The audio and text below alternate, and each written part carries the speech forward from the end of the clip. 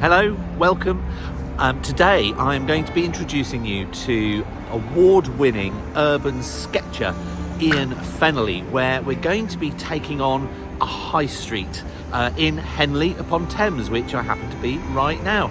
And if you follow along today, you could produce an amazing painting, something like this. Doesn't that look great? Ian will take you through some simple yet really effective techniques, and if you do want to follow along, all you need is some watercolour paper, some watercolour paint and a few pens, and the full list of materials can be found in the link below. Coincidentally, the scene behind me is what we're actually going to be sketching, so I can't wait to start. Today you'll be learning how to sketch this high street using distorted perspective, applying layers of watercolour, developing a range of tone, creating detail and pattern based on close observation, and generally how you can tell stories through your art. The vast majority of our art tutorials are filmed live, so you can learn not only from the artist but also from the answers to the questions asked. With over 500 hours of art tutorial videos with professional artists around the world, our in-depth art courses, as well as our friendly team of art buddies, we've got one of the most helpful and informed art community platforms out there. And if you want to join these events live, consider becoming one of our patrons, where you get sent complimentary webinar invites throughout the month. It's also loads of fun. This live tutorial was originally filmed during lockdown with Ian, and what we've done is we've re-edited it and superimposed the reference photo to make it a more rewarding learning experience for you, so I hope you enjoy. Around the halfway mark, we'll take a break and talk about a full 3-hour workshop tutorial that we've put together with Ian, where we take sketching your high street to the next level as we take on the amazing town of Windsor. More on that later. There's some amazing urban sketchers out there. Some that come to mind: Lyndon Hayes, Phil Dean, Jeff Carter, who we've hosted on a few occasions, but there's only one Ian Fennelly. So from his home art studio, which I'm sure he'll talk a little bit more about, it's over to you, Ian. Thank you. Thank you so much for that lovely, kind introduction as well. Hello, everybody. This is my studio in Hoylake. Hoylake is on the northwest coast of the UK. The weather today is gorgeous, but normally it's crap. But we're really lucky. The weather is beautiful today. Now, like a lot of artists, it's been, well, like everybody, it's been tough. It's been really difficult. And the lovely thing about doing these classes with John and Shopkeep Arty is that we get a chance to kind of see what other people are doing. So you get invited into my studio, and I'll give you a little insight into the kind of work that I do. Now, it's only a short demonstration. It's kind of 45, 50 minutes. So normally the work that I do, those of you that have seen my work and follow me, you'll know that normally my drawings take between 2 and 3 hours. And if I'm teaching a workshop, they take a little bit longer. So this is going to be a kind of fast-tracked version of what I do. And we're going to do a high street. Now, hopefully you remember what high streets are. They're those places where there's loads of shops and you can walk in and buy things. And we still have them, but they're pretty empty at the moment. So this is a place called Henley on Thames, which is not far from London. It's about an hour west of London. And I was down there in December before lockdown, took some photographs, and I'm going to be using one of the photographs for my demonstration piece. And I'm going to break it down into 4 stages. Now, these 4 steps are a little bit different from what I would normally do. Normally, I'd do it slightly differently, but what I'm going to do today is I'm going to sketch it out for you very lightly using these things, which are Tombow brush pens. Then I'm going to go over it again with a bit more detail using these permanent fine liners. Then I'm going to put some tone on using these, again, the brush pens. And then I'm going to stick some colour on at the end. Now, normally, I'd put the colour on halfway through, let the colour dry, and then I'd add a lot more detail on top. But I can't do that, because if I put the colour on halfway through, we've then got 20 minutes watching the paint dry, which is really boring. And since you've joined me from all over the world, and you've switched on, and some of you might have got up in the middle of the night, if you're watching paint dry, you're going to be really disappointed. So the paint has to go on at the end, and it's the only way we can do it, okay? So it's a slightly adapted version of what I normally do. Now, hopefully you've seen the image. The image is of Henley High Street, taken about a month ago. And I've got the image in front of me now on my iPad. Now, the first thing I'm going to do before I do this step one, I'm going to do like a little pre-step where I'm just going to break up the shapes on the page. So as I look at the image, there's a building on the left-hand side, and it's some kind of, it could be like a municipal building, it could be the town hall or something like that. I'm not too sure, I forget what it is. But the important thing from my perspective, it's a building on the left, and it's kind of about there. Now, it's not going to be there, it's not going to be there, it's going to be kind of about there, okay? And then as I look at the high streets, the bottom of the high street where all the cars are, which are a real nuisance because I hate drawing cars, but I'll have to do them. That is going to go about there. Then the top of the roofs is going to go about there. And then over on the left-hand side, there's a black and white framed building, and that's kind of about there, okay? Now, that's the structure of the picture so far. But what I'm going to do before I do anything else, I'm just going to lean that in a little bit, because what it does, it just adds a little bit of drama, a little bit of tension. And in reality, when you look at the photograph, it does actually lean in slightly. Now, to balance that out, I'm going to do the same thing over here. So that is the structure. And that's the first thing I always try and do before I start a sketch. I try and visualize it, because this is the big piece of paper. It's a 40 by 30 piece of paper. It's you know, it's not a small piece, it's a big piece. So what you don't want to do is dive in straight away and make a mess. So just by doing this, by placing the pens on the page, you're enabling yourself to visualize the really, really big shapes and simplifying it. So already I know all the buildings and all the detail is really going to happen in this space here. There's going to be a sweep of the pavements coming around here, which I can't do because my pens won't bend. So I just have to kind of imagine that coming around there. But already I know the basic structure of this sketch. So what I do now is I take the pens off. I forget where they go. No, I don't. I kind of know. I know roughly where they are. Now, what I'm going to do, this pen here is N45. It's a Tombow brush pen. It's dual tipped. It's got a sketchy bit on this side, and it's got a brushy bit on that side. I'm going to use the brushy bit later on for the tone, but I'm going to use the fine line part now just to sketch it out. So this first line that I put on here, which was tilted, this is going to come down. Now, Ian, Thomas asks, how do you decide the size of pen to use when sketching? Okay, well, the size of pen. Well, this one, for example, is just, it doesn't come in different sizes, because this size, the brush, the fine liner part is the same size on all of them. So it's dual tip. So the brushy part is standard and the fine liner part is standard. Okay. When it comes on to these ones here, I'll explain that later when I get onto that stage. But at the moment, Thomas, I'll just show you. I'll open the two of them up. It's fine liner on that side, which is probably equivalent of about a 0.5, and then a brushy part on that side. But it's a good question. I promise I'll come back to that later when I'm actually using the fine liner pens. So this is just structuring this part. And just to let you know, Diana, because Diana said, where's the reference? Should I have printed out? Well, the reference photo can be found on Shopkeep Arty. If you go to that and the upcoming events, click on this session and you'll see all the reference pictures there. There's a photo of Henley in that, and that's what Ian's looking at right now. Yeah, I've got it in front of me now. So this is kind of what I did at the beginning. Can you remember? One pen there, one pen there, one pen there, one pen there. And that just helps me to visualize everything. And it's very, very loose, very, very scruffy at this stage, because all I'm focusing on is just getting the basic, simple shapes in place. And it's basically stalling for time because I don't want to draw the cars. Hate drawing cars. Now, we've had an awful lot of shout outs coming through. I'm not going to be able to read them all, unfortunately. We do have somebody from Mexico, which I noticed there. Hi. If I can, so Marie France. Hi, Marie France. Hello to you. Also, Marie France has made an interesting observation when I put the picture on directly on you, Ian. She said that the paintings on your left shoulder are not framed under glass. How are they framed?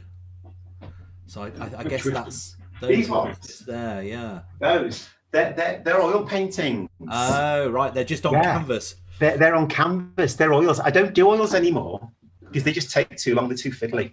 Yeah. But no, they were done a few years ago. But what a brilliant spot. Well done.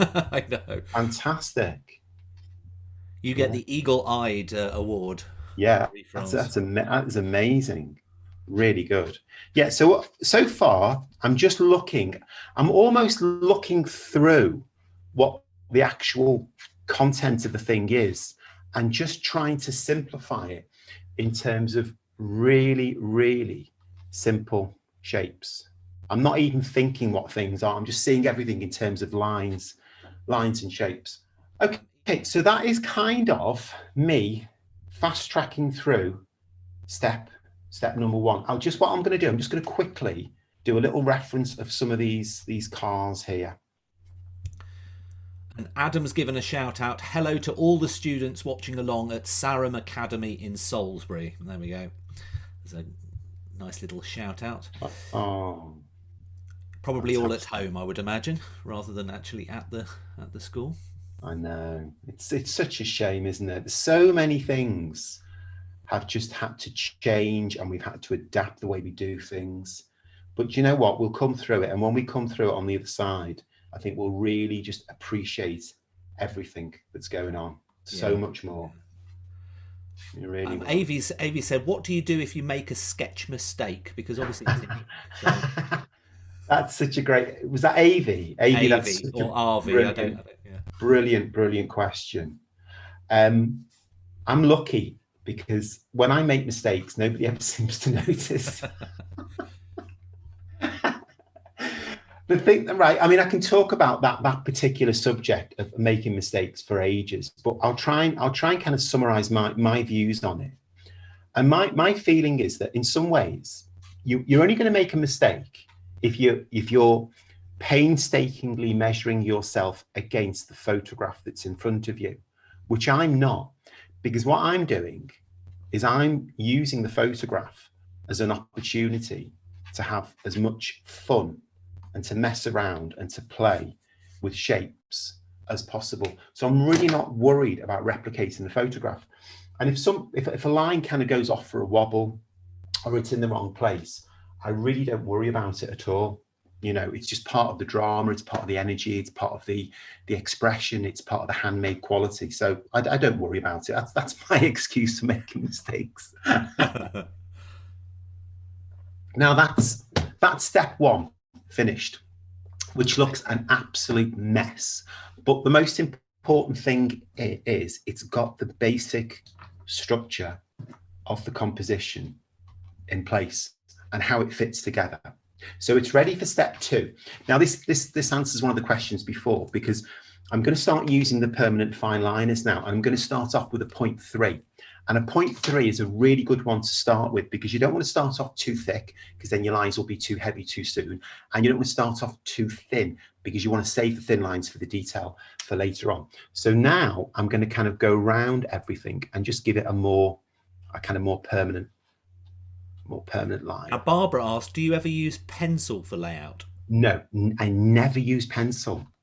And again, that's such a great question, because I find if you use a pencil, you're not committing yourself wholeheartedly to the activity. And what I mean by that, well, I don't mean, you are committing yourself to it, but I think you're not taking enough risks.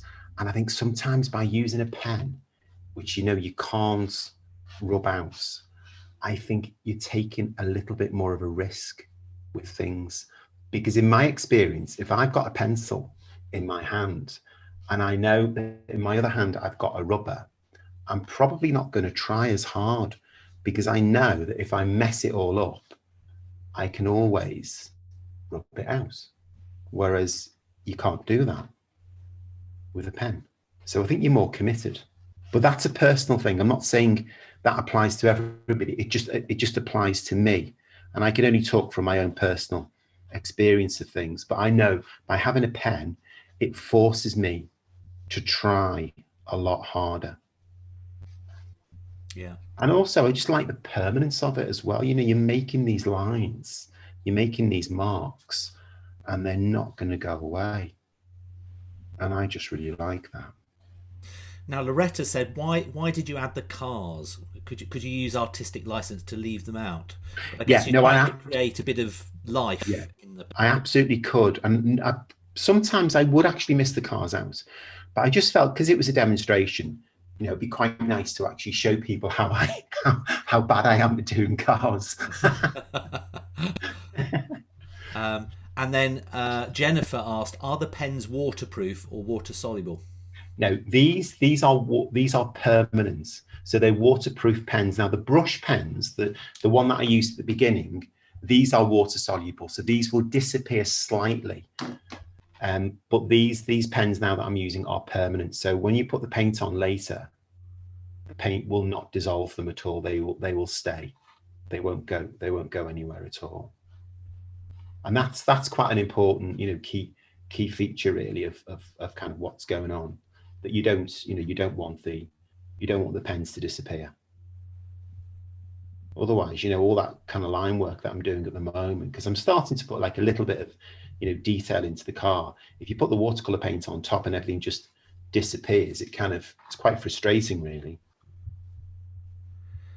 Sarah's given a shout out to year 12 students at St John Bosco in Battersea that are watching today. So hello, I used to work in Battersea. Oh, did you? Yeah, I was a student in London. I did my arts degree in London, and I worked in a restaurant in Battersea. Yeah, Brilliant. French restaurants. I used to make the puddings and the starters.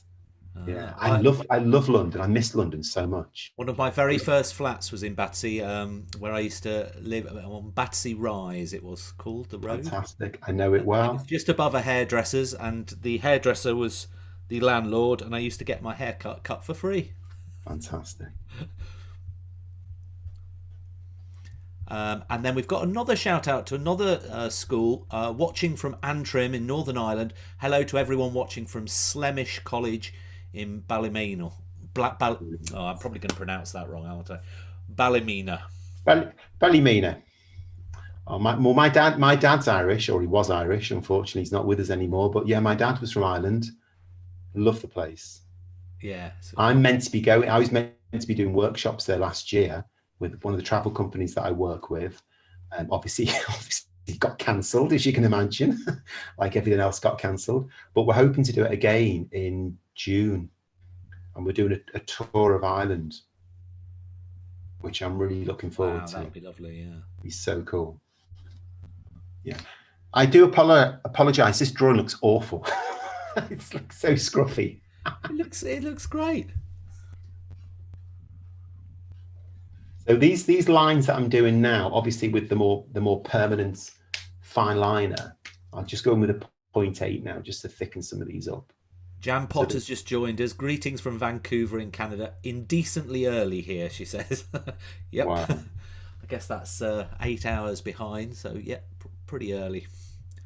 Well done though for getting up and logging on. Oh, thank you so much. It's just great that so many people have joined us.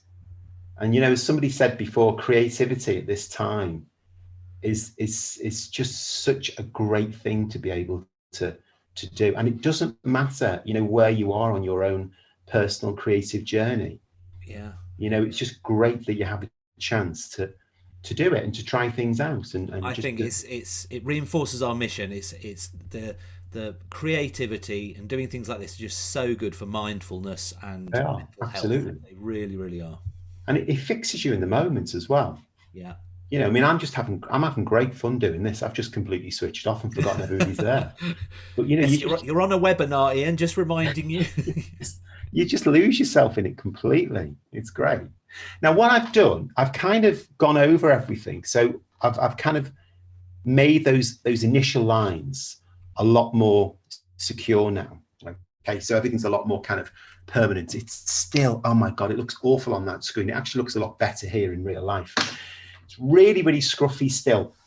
So what I'm going to do now, I'm going to go in with a thinner pen. I'm going to go in with a 0.2 now and start going inside the shapes again, because it's all about layers of looking. So you start off looking at everything in very, very simple terms to enable you to place it on the page accurately and to get your perspective in. Then you go inside it again to go in with your medium shapes to give it more kind of realism and more reference to what's really there. And now I'm going to go in even deeper again. So this is going to be like a 0.2 now and a 0.1. Okay, perfect. We've had a few people talking about how early it is for them at the moment. I think there's a lot of people wanting a bit of sympathy. So Sydney is in Chicago, 8 a.m. Liz from San Diego, 6 a.m. there. Good morning to everyone, and glad you're up so early. And then we've got some closer to home from Bristol, and we've got Liz Chatterton as well, who I know has done one of your courses, and she lives 4 miles from Henley, so knows it very well. And we've featured her a few times on this. I know Liz. Yeah. I know Liz Chatterton. She does great animals in watercolour. That's right. Yeah, I know Liz. So Liz lives near Henley. Then. Henley. Wow. Yeah. Wow. So she might. I would say she might recognise it, but I'm sure she won't recognise it from this drawing because it's so bloody awful. But this is the thing about when you're drawing on location, and it often happens to me when you first start off and everything is a little bit loose and sketchy, and you haven't really started to refine things. That's when you get lots of members of the public coming over and looking at what you're doing, and they kind of like shake their heads and feel sorry for you and walk away and never come back again. And then the funny thing is you say, well, actually I'm a professional artist. God, really? When it's looking like this, which is really kind of untidy and scruffy. Louisa said, I think you have to be a really good artist to be able to do it in pen straight off. So it just comes with practice. It is. That's all it is. It's practice. But I think also that the point of the pens at the beginning, and this is just a very personal thing for me. I find it energizes you as well. It just makes you feel that I'm going to invest everything in this sketch now, and I'm going to try really hard. And I think it's just something that works for me on a personal level. And I know that if I did have a pencil, I think I probably wouldn't be prepared to cut as many corners. And to be honest with you, I don't know, because I've not drawn with a pencil for such a long time. I wouldn't even know what it's like. Yeah, I just feel a bit more committed by having a pen in my hand. But when I do workshops, when I used to do workshops once upon a time, some of the students are much happier starting off with a pencil, and that's absolutely fine. I mean, I would never, force them to put the pencil away and start using a pen, because they might start, getting a bit upset and throwing things at me. So I would never do that. I would never force somebody not to do it, because it's only really for the initial stage anyway, when you're sketching things out. And if people feel more comfortable doing it in pencil, then that's fine. Because the Tombow brush pens, the medium grey tones, they behave in a very similar way to a soft-leaded pencil anyway. So, it doesn't really matter. Now, Philomena made a comment. I see you don't worry to draw each building exact amount of roofs, etc. And this is the whole point of sketching, really, isn't it? Yeah. I mean, life, really, Philomena, life is way too short to count chimneys and windows and roofs and doors. So what I do is I feel it's more important to fit this. I'm just going to use the pens again to fit that shape, which is the kind of the structure, to fit that on the page.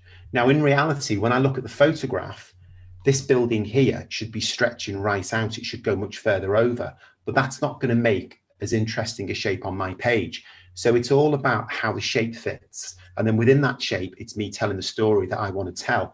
And if I want to tell the story that these buildings here have kind of disappeared, they're not there, they're not as important as I feel they are, then I'm just not going to tell that story. Also, there's a massive big car down here. huge big car park there. That's just not happening at all, because if I put that car in, it's going to distract everything. It's going to make this corner of the page so much more important. And I don't want to do that. I just want this corner of the page to act as a structure. So all the time, you're constantly, editing things and making decisions about what's going to work within the picture, and, what's going to stay out. And all of that is just to do with creativity and, thinking really hard about the kind of image that, you want to create.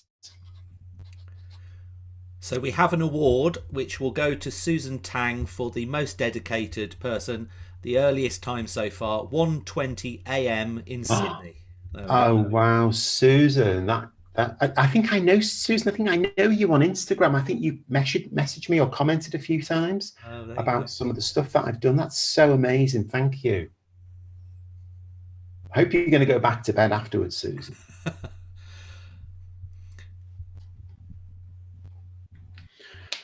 Okay, so what I'm going to do now, everybody, I'm going to move on, and I'm going to start using the Tombow brush pens, but I'm going to use the brushy parts of them. And I've got a whole range of different toned ones here, starting off with black and then going through to the mid-greys, the warm mid-greys and the cool mid-greys, and I've got some really light greys as well. So I'm going to start applying some tone work to it now. Now, Barbara said, how do you know when your sketch is done? How do you decide enough is enough? That's a good question. Well, basically, all the main shapes are kind of in place. So I don't want to overdo it, because if I overdo it, what I'll then start doing is when I put the colour on, I'll start just filling in the gaps. So I'm painting the shapes instead of painting the space. So I don't want to overdo the sketch at this stage. I want to keep it quite loose. And then I'll put the tone on now, and then I'll put the colour on. And then normally what I would then do is wait for the colour to dry and then put the proper detail on the end. So, but because this is only a demonstration, we haven't got that much time, I'm just tweaking the process ever so slightly. So I wouldn't want to overdo the drawing at this stage, because I like to put the colour on and then draw on top. So all these windows are still just little kind of subtle indications of the actual shapes that you can see. Now, some months ago, Liz Chatterton ran an arty class where she helped everybody make a cola pen, which was like a dip pen out of a Coke can. And it was really interesting, and experimented with a few drawings. And Lainey here has said that she's using Liz Chatterton's cola pen to draw with in this session. Wow. So how about that? So it all comes full circle. That's lovely. There's a nice symmetry to that, isn't there? Yeah, there is. Really nice. Okay, so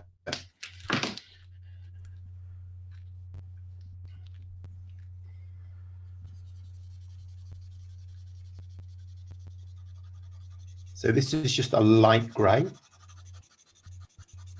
and you can actually see, sometimes it'll smudge a little bit. You see with the black, so the black fine liner that I put on before, these will just smudge in a little bit like that, which is really nice. Just changes the tonal value slightly.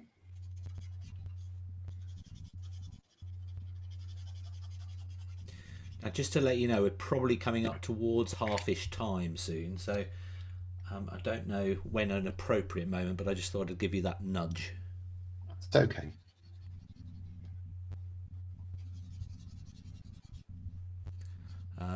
Alisa says hello from Raynham Girls on YouTube. DN on YouTube says you should see my scruffy drawings, so that's quite funny. I love that. That's brilliant. You should do a workshop on scruffy drawings. Yes.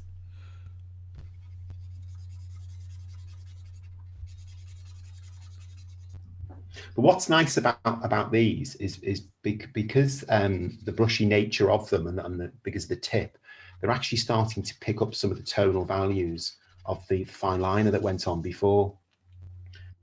So it gives a nice kind of smudging effect. It's almost like working in charcoal. It's not charcoal, obviously, it's nothing like charcoal, but it gives a similar kind of feel to it. You're blending.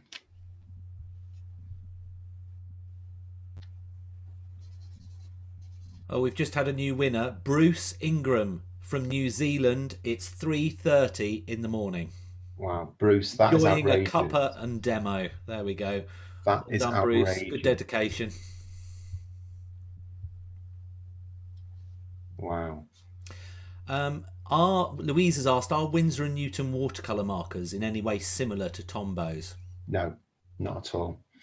No, unfortunately, they're not. Windsor and Newton do two types. They do an alcohol-based one, which is completely different from these. They will not mix with anything at all, and they might actually go through your paper. You have to be really careful because they're permanent alcohol-based, so they're not compatible with any kind of water-type things. And they also do a watercolour marker pen, which is meant to be mixed with water. So if you put them on and then put water on top, they'll just dissolve completely. So they're completely different. These, if you like, are something kind of in between those two extremes that I've just described to you. So these are water soluble. So they will mix with water, but you're not meant to blend them in with water because it's not watercolor paint that's inside, it's ink. It just means that when you put a wash on top, they will dissolve slightly. But the best thing is, and you'll see this later, when I put the watercolor paint on, some of this tone work will lift off, which is just great, which is kind of what you want.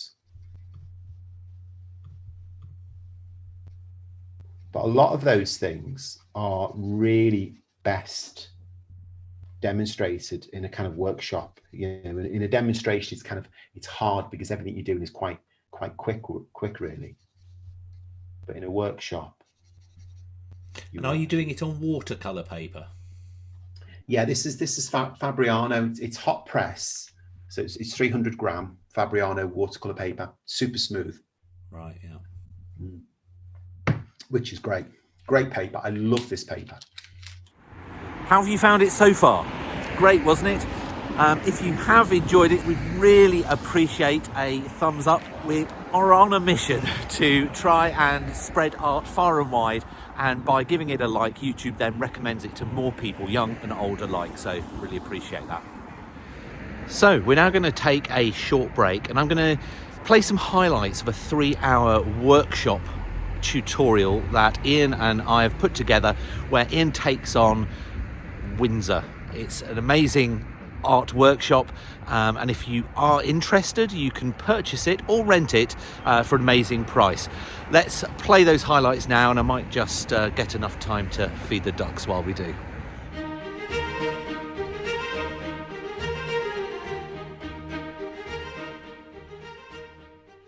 So today we are going to sketch a high street, and this is a really special one, obviously, because it's in Windsor, and at the bottom we have the castle. And I photographed this I think it was beginning of December, because it was also when I did the other one at Henley. But as we're walking away down this street, we look back and it was just a great view, and it's a great view for telling a story.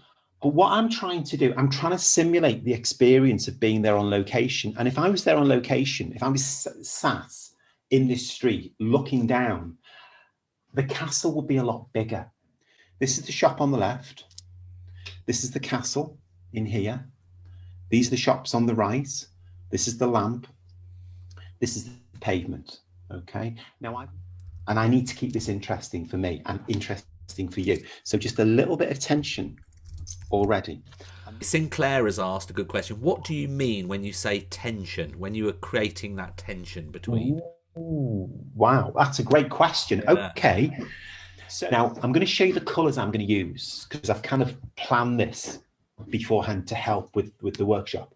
I'm going to use these 4 colours. So if you just look at the screen for a moment, these are the 4 colours that are going to come out to play again. And maybe around here I might start adding the quinacridone gold. I'm not sure yet. So that's the kind of the idea that it's going to go. I'm going to go on a colour journey of the process. Yeah. Because we put the colour on so early, we're painting space, and I think this is a really significant point, that because the colour goes on with not that much drawing, it enables us to give the colour a life of its own. So we end up painting the space.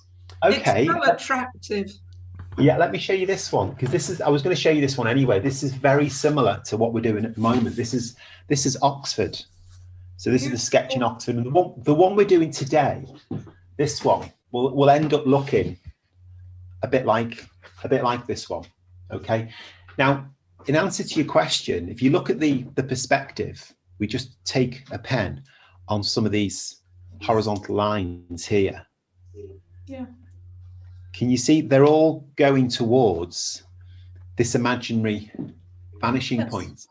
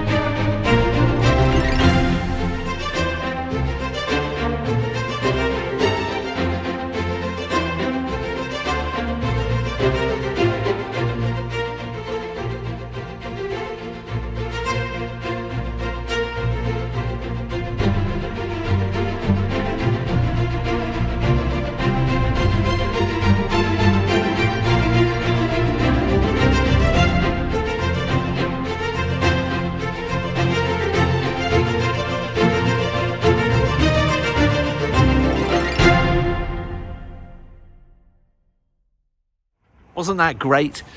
Our recorded 3-hour workshops are quite different from these short classes because Ian breaks everything down into bite-sized chunks and goes through everything step by step. The other thing that you can do, because it was recorded in front of a live audience, you can listen to all the comments and questions made by the audience members and take all that extra information from them. It's really quite special. And if you are interested in giving it a go, you can either purchase or rent it. If you do purchase it and you want to watch it again at any time, simply head over to shopkeeparty.com, visit our video library, search by artist for Ian and click the watch button. It's easy. So let's go back to Ian now for the second half and start to make this painting pop. Back with you, Ian. Thanks for that, John. Can I just mention something, touching upon what you just said then? Yeah. One of the things about a workshop, I mean, demonstrations are great because you get like a bit of an insight into how an artist works and you see their techniques and stuff like that. But the thing about a workshop is that because you're doing it yourself, everything is relevant to you. So at the moment, I mean, I'm just obviously drawing and talking and chatting and, and you're watching, but if you're actually physically doing it yourself, the questions are so much more pertinent to you because you're having to work your way through the same kind of issues. So we touched upon, using a pencil at the beginning before, and we're talking about it in terms of theory. But if you're doing a workshop and you've actually physically got to either make that choice of either doing it in pen or doing it in pencil, then suddenly that whole issue becomes totally relevant to you. And I think from a learning perspective, it's the best way to learn because you're actually doing it yourself. You're physically having to, engage in the activity, and there's no shying away from it either. Now, Bobby's actually said, in case in point, I don't know anything about pens. Can you say again what you're using for the shading part? Yes. So at the moment, I'm using, Bob, this is a fine liner. This is a 0.3 permanent fine liner. Okay. And the brand that I'm using at the moment is Derwent's, but there are loads of different brands on the market. There's Faber-Castell, there's Pilots, there's loads of them. There's all sorts. Just go into any art shop or you can just buy them. Well, no, don't go into an art shop at the moment. Go online, buy them online. And there's loads and loads and loads of permanent fine liners. The other thing that I use, these are brush pens. So these are Tombow brush pens, and they're not black. Well, some of them are black, but they come in a whole range of grey tones. and they're fantastic just for developing tone and for sketching things out really, really lightly. But the thing is, again, you know, going back to the point we're making, you've got to have a go at these things. You know, this is how you learn. This is how you learn in creativity, by actually physically doing it yourself. You know, you can spend forever looking at, you know, YouTube clips and worrying about things, but ultimately, you know, you need to just go and have a little go yourself and work it out and make mistakes. But don't forget to enjoy it, because it is so much fun to do. Yeah. Bobby also made a comment that she loves the fact that there are classes of students attending these sessions. How great for kids to get to see wonderful artists' work. Too right, Bobby. It's great, isn't it? And I think more students should get to watch these things, because it's, I think, having a bit of creativity and art in your life can't go wrong. Wonderful. Right, a couple more minutes, and then I am going to throw a bit of colour on.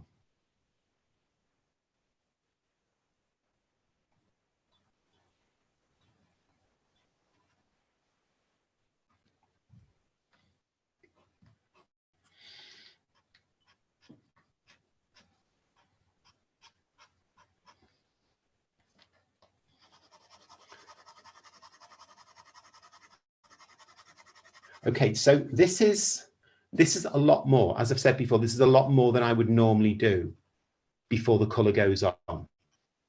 So I've kind of fast forward, if you like, steps 1, 2, 4 and 5, but I've missed out step 3, because step 3 is to put the colour on. So I'm going to put the colour on now.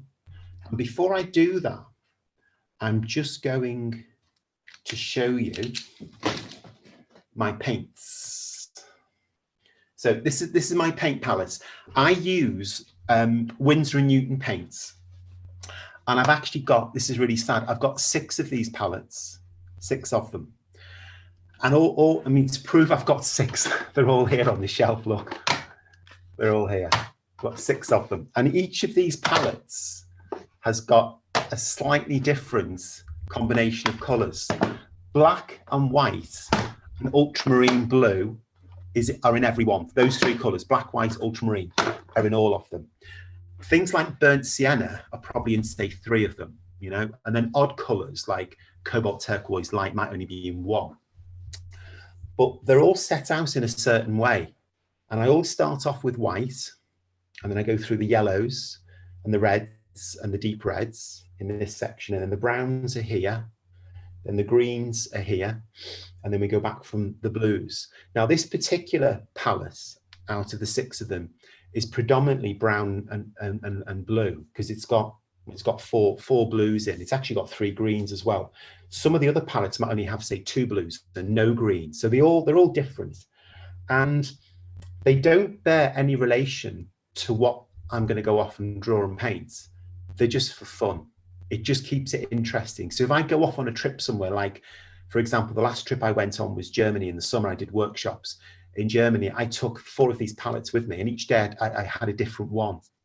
So it's like, oh, wow, these guys are coming out to play today. These are the colours that I'm going to be using today, because I can kind of paint any scene with any range of colours. It doesn't matter, because, you know, I just kind of make the stuff up as I go along anyway, so I'm not bothered.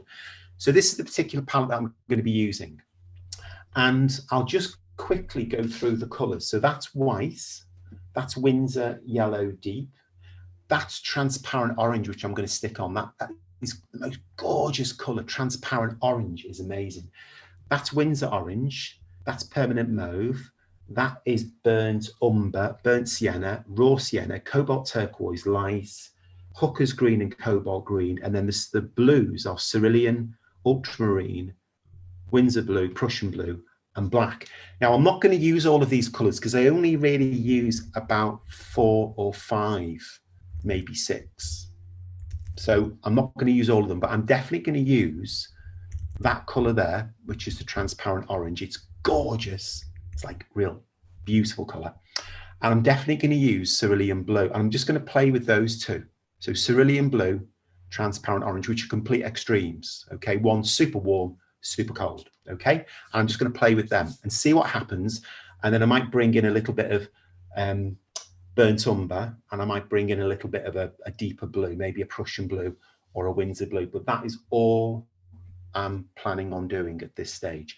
I'm just going to wake them up a little bit by spraying a little spray of water there. Can you see? Yep. Little spray bottle. Just wake them up because they're quite sleepy. They haven't been out to play for a while.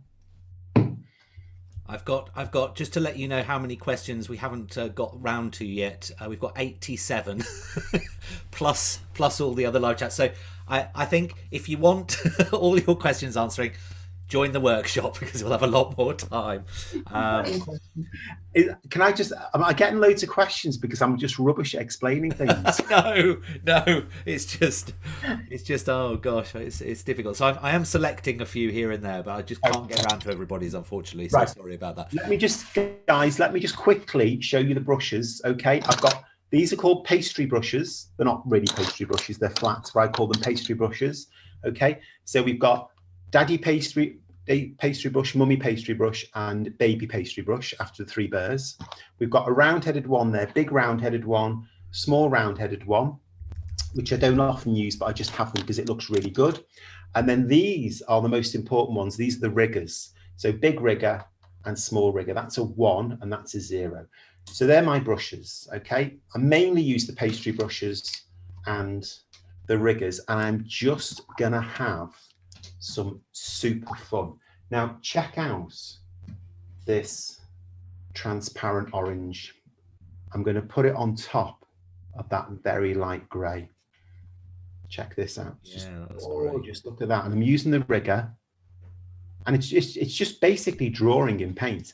But because the brush pens are water soluble, it's picking up some of the grey tones underneath, which is ultimately calming down some of the colours. It's really cool.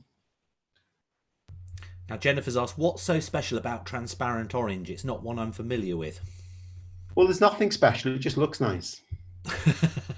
Seriously, there's nothing special about it. It just, I mean, I've got, in those 6 palettes, I have got probably about 80 different colours. So, you know, you can't use all of them all the time, but you know, you've just got to bring them all out to play at some point. So, but I think it's a nice colour to use alongside a cool blue, like a cerulean blue. The two of them just work so nicely together. But when you're painting, when you're doing a sketch like this, you know, you can achieve the same kind of effect with so many different colours. I mean, I'm using that transparent orange now. It doesn't have to be transparent orange.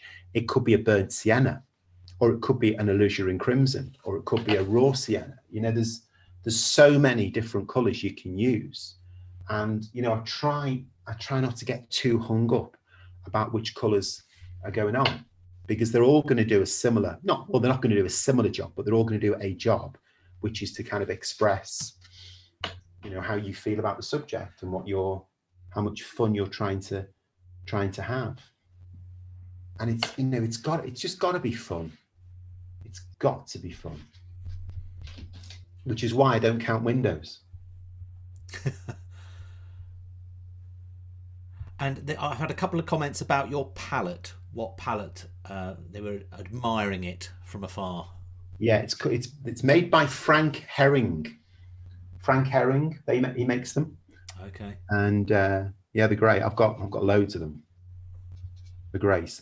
And the plastic, the metal ones tend to rust, especially the way I use them. And Fran on Facebook said, has he wet the paper at all? Yes, he has. No, I haven't wet the paper. Oh, I can see it wet at the top. Oh, is it where you've sprayed it? No. What happened was when I was spraying it before, it went through that hole where you put. Okay. Yeah, no, I didn't spray it. I mean, you can spray it, Fran, if you want to. If you feel it's important to, but no, I tend not to bother, because I wax so much colour on anyway. You know, it's going to get wet. So no, I don't really bother. Right, this is ultramarine blue now. Gorgeous. And the great thing about these riggers is you can just take a line for a walk with them. See, They just keep going and going and going. And these are acrylic riggers as well. You can buy watercolour riggers, but they're not as long, and so they don't hold as much paint. So they run out a lot more quickly. Whereas these bad boys just go on forever. They're brilliant. Love them.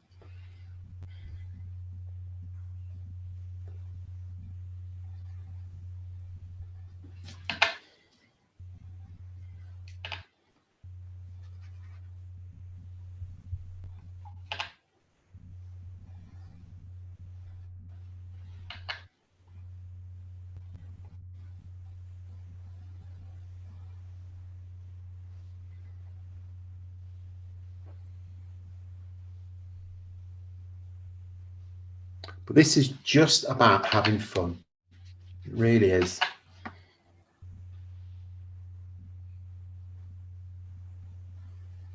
Adele's asked, can Ian recommend another media for applying tone? Thinking in terms of a school budget and not having access to those fancy pens. I have to have a think about that. Yeah, they are expensive, unfortunately. Well, when I say expensive, they're about £3.50 each, probably about $4 or $5. You can't. There's no cheap way of applying tone like this. I suppose the only other thing you could do is just buy some fine liner pens and use a hatching technique, because I apply tone using hatching techniques as well. It's not quite the same, but unfortunately there is no other alternative, because obviously I work a lot in schools, and I'd love to be able to do this with the children in schools, because it's such an easy way of developing tone. But unfortunately, there's no cheap alternative. It's like anything, if you do buy a cheap alternative, it just won't do it. It'll do something completely different, which often you don't really want. Yeah. I know when I was working with the children, and this is when I was a primary school teacher and I had my own class, we used to do a lot of work with charcoal as a great way of developing tone, because you can smudge it, you can blend it in, you can use different grades of charcoal, and that tends to be good for introducing tone.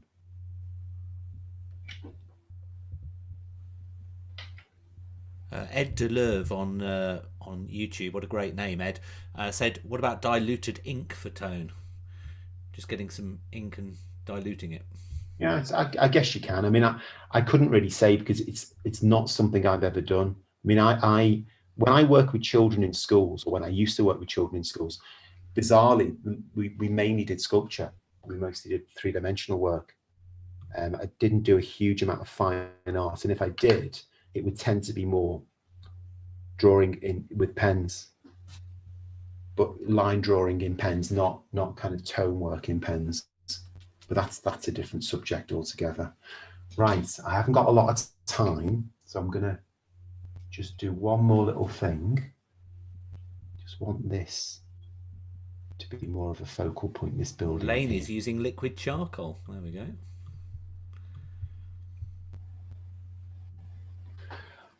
I think in response to that question about using tone with children, I think I would, if it was me, if I was a class teacher, I would just go on YouTube and just see what people are doing. Yeah. And that's the great thing about YouTube as a tool now. There are so many amazing practitioners who just post stuff up, and you can really see what they get up to. Yeah.